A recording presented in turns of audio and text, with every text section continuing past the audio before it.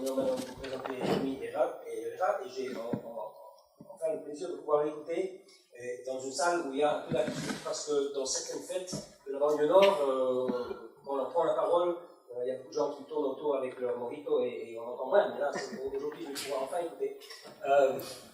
Rémi Herrera est chercheur au CNRS et il appartient au Centre d'économie de la Sorbonne. Et c'est Paris 1, c'est bien ça. Et il y a, comment dire, en tant qu'économiste, en tant que chercheur en économie, Rémi travaille sur des thèmes assez fondamentaux tels que la croissance, le développement, les crises, l'État. Mais il y a aussi un volet latino-américain de son œuvre, et notamment cubain. Il est l'auteur d'un livre en 2 volumes sur Cuba révolutionnaire chez l'Harmattan, 2003-2006, et 2 autres livres plus récents sur avancée révolutionnaire, puis figure révolutionnaire en Amérique latine. 2 livres qui sont parus plus récemment, 2010 et 2017. Et voilà. Et le thème d'aujourd'hui, c'est l'économie mondiale vue par le Che, à une époque où je crois qu'on ne disait pas encore mondialisation ou globalisation, mais on pouvait, si on était un peu marxiste, parler de système capitaliste mondial, des choses comme ça. Donc voilà. Attention. Merci, Monsieur le Président. Merci, Sylvie, Hortense, tout le monde, tous les organisateurs, et à vous toutes et tous, ici présents, évidemment, pour cette belle rencontre, très belle rencontre. Je crois, c'est mon opinion en tout cas, et nécessaire rencontre. Alors, je vais vous proposer aujourd'hui de parler, je regarde l'heure pour respecter les consignes, je vais vous proposer de parler d'un thème qui est en général au second plan, oublié, totalement marginalisé en fait, qui est les positions, la vision, disons, du Che sur les relations économiques internationales, sur l'économie mondiale. En général, évidemment, ça passe après sa vision politique, ses visions, disons, des relations politiques internationales, et du fait que ça passe, que l'économie, qu'il a pourtant beaucoup travaillé, mais surtout au plan national, avec des responsabilités nationales très importantes à la tête de la révolution cubaine, c'est le fait que ce soit relégué au second plan a permis non seulement d'oublier ce qu'il a pu dire, et en particulier d'oublier son rôle précurseur sous certains aspects, de positions ensuite très largement défendues et revendiquées, y compris par des organisations internationales comme la CNUSED ou le PNUD ou autres. Mais aussi, ça a permis certaines manipulations politiques, les principales visant à tourner le Che contre Fidel et accessoirement à tourner le Che contre l'Union soviétique. Ce sont les 2 grandes, outre la récupération mercantile de la figure, de l'image du Che par l'aliénation marchande, par le capitalisme mondial, les 2 grandes manipulations de la pensée du Che ont été une, de le tourner contre la révolution cubaine, d'une certaine manière, et surtout contre son leader historique, Fidel Castro. 2, contre l'Union soviétique, ce qui ne correspond, à mon avis, pas du tout à la réalité. En tout cas, de ce que j'ai pu, moi, interpréter. Alors, sur ce thème de l'économie mondiale, il y a très peu de choses. Donc ça permet, évidemment, ça laisse une large place à l'incertitude. Mais il y a quand même, au-delà des œuvres du Che lui-même, ses discours, ses écrits, les œuvres choisies, par exemple, publiées aux éditions sociales de La Havane, il y a quelques auteurs cubains, des économistes qui ont travaillé là-dessus, et je leur dois beaucoup, aux discussions que j'ai pu avoir avec eux, en particulier Osvaldo Martinez, et peut-être surtout Silvio Barro, qui était l'un des plus grands, qui est décédé aujourd'hui. Et je lui rends hommage en parlant aujourd'hui d'un des thèmes qui a alimenté nos discussions pendant des années. Bon. Alors, partons du début. Le Che était marxiste-léniniste.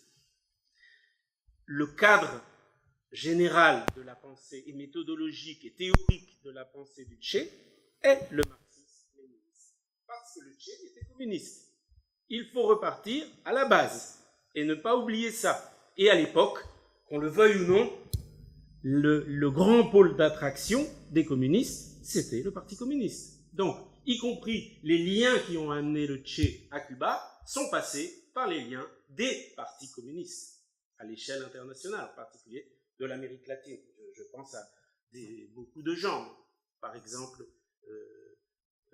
Jorge Risquet Valdés, qui était évidemment membre du Parti socialiste, c'est-à-dire du Parti communiste, y compris du temps de la clandestinité, qu'il a rencontré au Guatemala pendant les mouvements qui ont suivi la défense de la révolution arabesque, et qui, par Raoul et d'autres, ont amené finalement le Che à Cuba.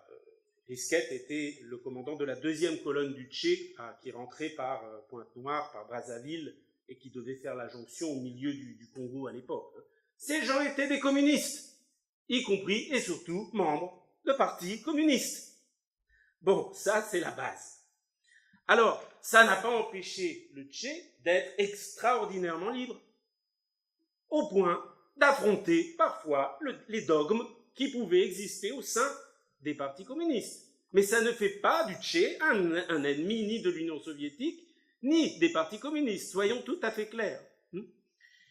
Il était préoccupé disons, des faiblesses qui caractérisaient les pays, le bloc socialiste, dans la compétition mondiale que lui opposaient les pays capitalistes dans le système mondial capitaliste, un système mondial qui restait capitaliste. C'était sa grande préoccupation. Et de ce fait-là, évidemment, il insistait énormément, de manière récurrente, sur le rôle plus qu'historique, un rôle stratégique de portée mondiale de l'Union soviétique dans l'aide à apporter aux pays du Sud, aux pays à l'époque qu'on appelait le tiers-monde, après Bandung, et au point de devoir constituer un front mondial et un bouclier militaire. C'était une chose très importante pour lui. Ça, c'est le point de départ, je dirais. Alors, il s'est bien sûr réjoui de la scission imposée au système mondial capitaliste par l'émancipation, par les libérations nationales, par les indépendances politiques des pays du Sud. Mais en même temps, dans le même mouvement, cette joie a été nuancée, a été contrebalancée par une profonde inquiétude qui anime tous ces discours, celle des difficultés rencontrées par les pays du Sud à construire leur indépendance économique. Et c'est là le nœud. L'indépendance politique ne veut pas dire indépendance économique. Le colonialisme continue de survivre par le néocolonialisme sous la forme de la dépendance économique. Ça, il faut le comprendre, bien sûr, toujours à l'articulation entre raisonnement au niveau international et raisonnement au niveau national. Il était ministre de l'Industrie, il était président de la Banque centrale. Donc, il avait aussi des responsabilités. Il a eu longtemps des responsabilités, pas très longtemps, mais quand même suffisamment pour comprendre l'importance du système mondial, encore dominé par le capitalisme, sur les structures d'une formation sociale en voie d'émancipation. Donc, ça, ce sont des choses, je crois, importantes à resituer dans la définition qu'il fournit du développement, ou plus exactement, des caractéristiques du sous-développement. Il était médecin, donc il a conçu le phénomène du sous-développement dans les termes qu'on appelle, dans des termes tératologiques, c'est-à-dire cette branche des sciences médicales qui traite des anomalies de l'organisation anatomique ou génétique des êtres vivants. Il a eu cette métaphore pour le sous-développement, pour caractériser les pays du sous-développement, du nain à la tête énorme et avec des jambes trop frêles, trop petites pour le supporter. Ça, il va le lier évidemment à la spécialisation, à l'ultra-spécialisation des pays du Sud dans une monoproduction ou dans ce qu'il appelle les monomarchés, les monocultures.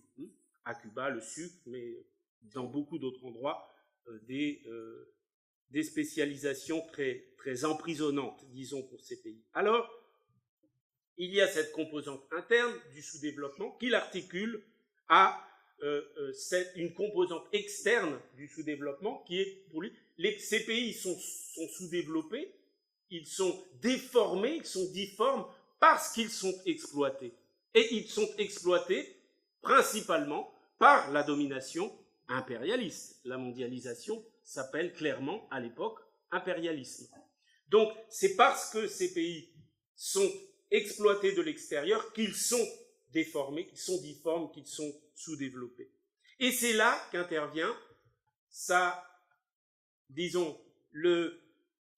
son incursion entre l'Union soviétique, dans le débat entre l'Union soviétique, ou le bloc socialiste, et les pays du Sud. Il dit, par exemple, c'est très connu, cette déclaration est très connue, il l'a prononcée le 20 mars 1960 dans une émission télévisée qui s'appelait La Universidad Popular à l'époque. Il dit, parmi beaucoup d'autres choses, il dit « Les concepts de souveraineté politique, de souveraineté nationale restent des fictions s'il ne se produit pas aussi l'indépendance économique. » Je vous l'ai dit. Et il ajoute « Le développement des pays sous-développés doit coûter aux pays socialistes. » Évidemment, la plupart des commentateurs ont coupé et se sont arrêtés là. Le Tché critique l'Union soviétique. Évidemment qu'il a critiqué l'Union soviétique. Il n'a pas arrêté de critiquer l'Union soviétique. Dans les années 60, il a critiqué lourdement l'introduction des mécanismes marchands, des mécanismes monétaires dans les réformes économiques promues en Union soviétique et dans plusieurs pays d'Europe centrale et orientale. Bien sûr, il avait cette liberté, il a gardé cette liberté-là, vous voyez. Mais c'est tout à fait malhonnête de s'arrêter là. La phrase continuait. Il a aussi critiqué les pays sous-développés, et il continue dans la même phrase. Mais ces pays sous-développés doivent aussi se mobiliser et s'engager résolument sur le chemin de la construction d'une société nouvelle. On ne saurait gagner la confiance des pays socialistes en essayant de trouver un équilibre entre capitalisme et socialisme, d'utiliser ces deux forces en contrepoids pour tirer quelques avantages de leur mise en concurrence. On ne peut pas être plus clair. Il critique l'Union soviétique, il critique les pays du Sud qui s'aventureraient dans une fausse révolution, dans une révolution de fiction.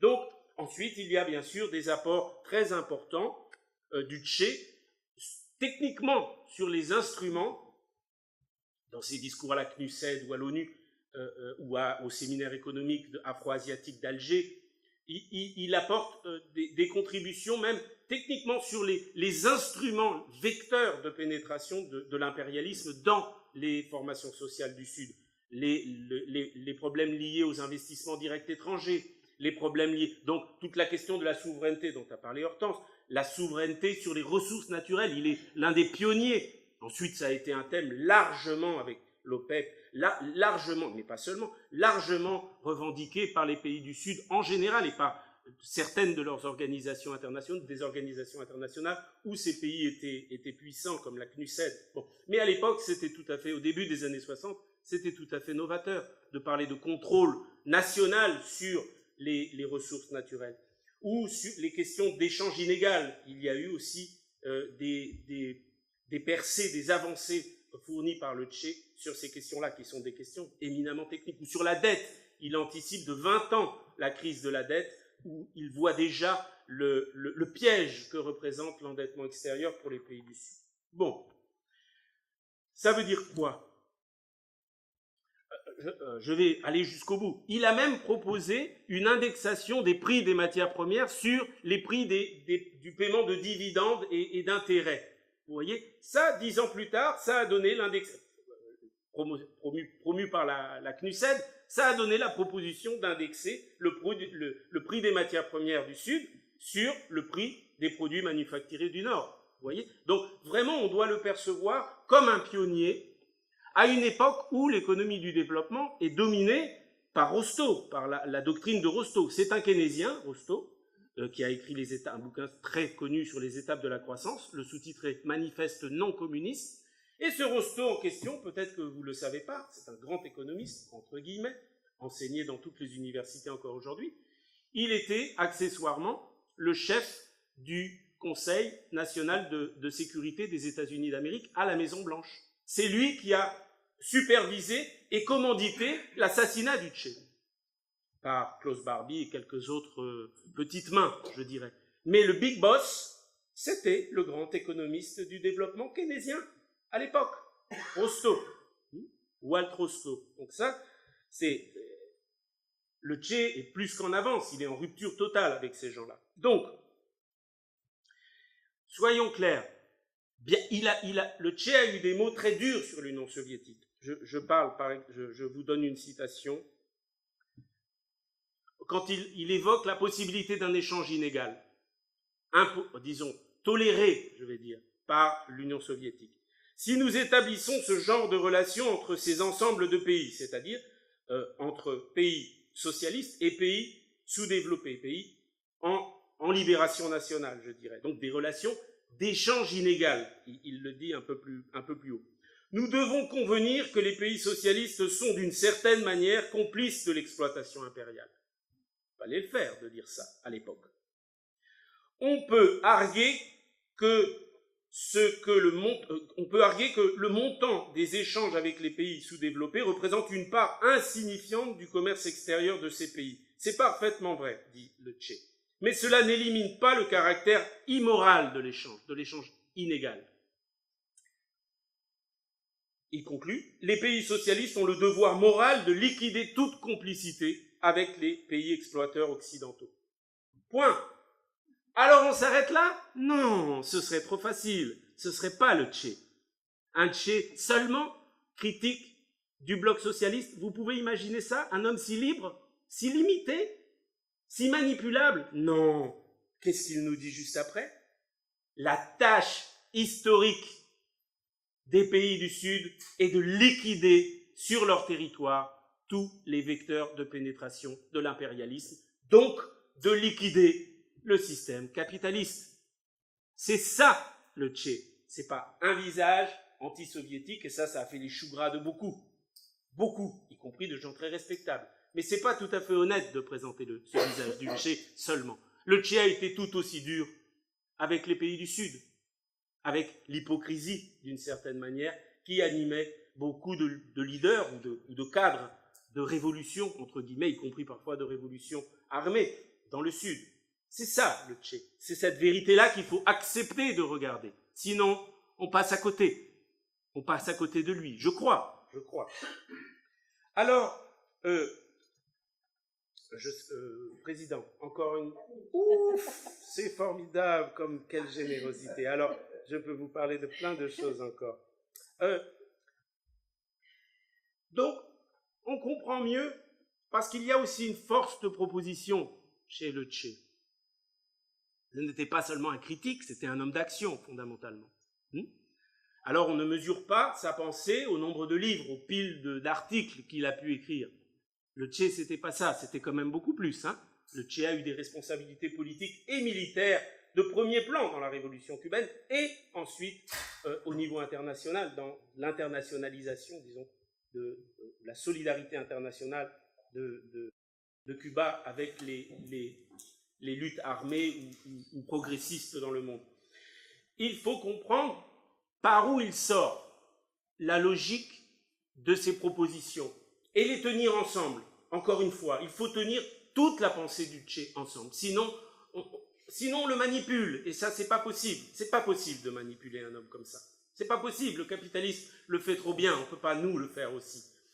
Il y a un lien très fort entre lutte contre le sous-développement, voie de sortie du sous-développement, lutte contre l'impérialisme et lutte contre l'ordre mondial tel qu'il est, c'est-à-dire toujours et encore capitaliste.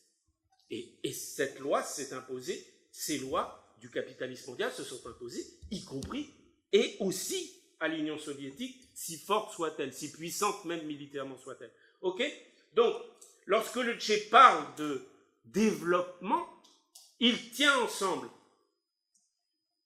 sortie du sous-développement, qui ne peut pas être autre chose dans son esprit qu'une lutte contre l'impérialisme. Vous comprenez bien ça? C'est très important.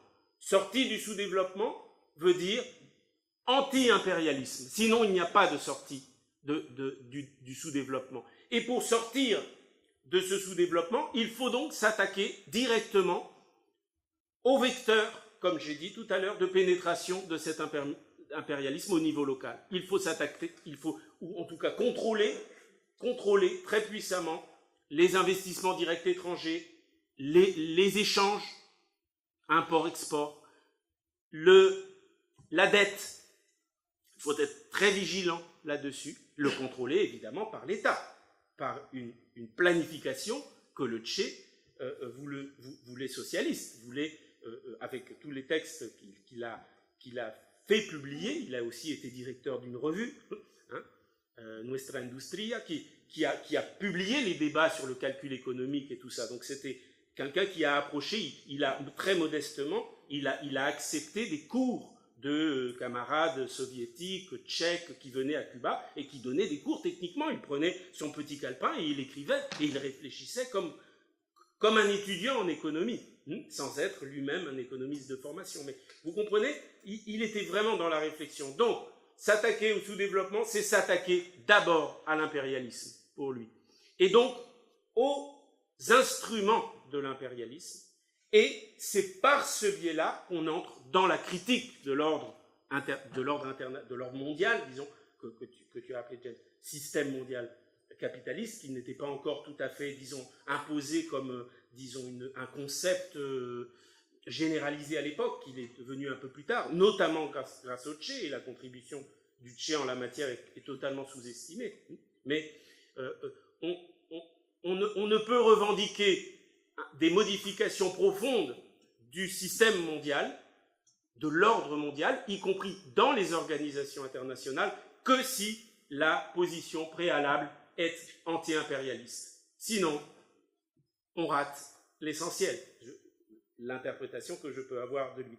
Ça, évidemment, ça fait toute la pertinence et l'actualité de la pensée du Tché aujourd'hui, qui est sans doute, et on comprend par là toute sa stratégie, même la stratégie tellement utopique en apparence, d'affrontement globalisé, multidimensionnel, sur tous les fronts de l'impérialisme, 1, 2, 3, plusieurs Vietnam. On ne peut comprendre cette stratégie-là, la stratégie, disons, anti-impérialiste de Tché, qu'en replaçant, je crois, sa pensée aussi dans ce qui est très souvent sous-estimé, c'est sa vision de l'économie mondiale. Et ça explique aussi, je crois, le fait que, encore aujourd'hui, qu'il n'y ait pas de malentendu, je ne vais pas prétendre l'avoir mieux compris que d'autres, mais je dirais, je crains qu'encore aujourd'hui, et probablement du fait de ces multiples manipulations et déformations de la pensée du Tché, non seulement par le système capitaliste, mais aussi, et peut-être surtout parfois, dans nos rangs, dans l'esprit de division, alors que la pensée du Tché ne visait qu'à l'union. Il disait, s'il n'y a absolument aucun facteur qui peut nous réunir, il en restera toujours un, c'est notre ennemi. Et notre ennemi, ce n'est pas l'Union soviétique, ce n'est pas les partis communistes, c'est l'impérialisme, principalement l'impérialisme états-unien. Et les coups assenés par l'impérialisme fera notre unité, presque, qu'on le veuille ou non, d'une certaine manière. Et ça, je crains que ce soit toujours pas encore bien assimilé par beaucoup de fractions de la gauche actuelle, qui ont renoncé non seulement à nos intérêts de classe, mais aussi, et peut-être surtout, je dirais, pour ce qui nous occupe aujourd'hui, à la solidarité internationaliste. Cet angle mort, où se tient l'essentiel, je crois, de la pensée du Tché, il ne faudrait pas l'oublier aujourd'hui. Voilà.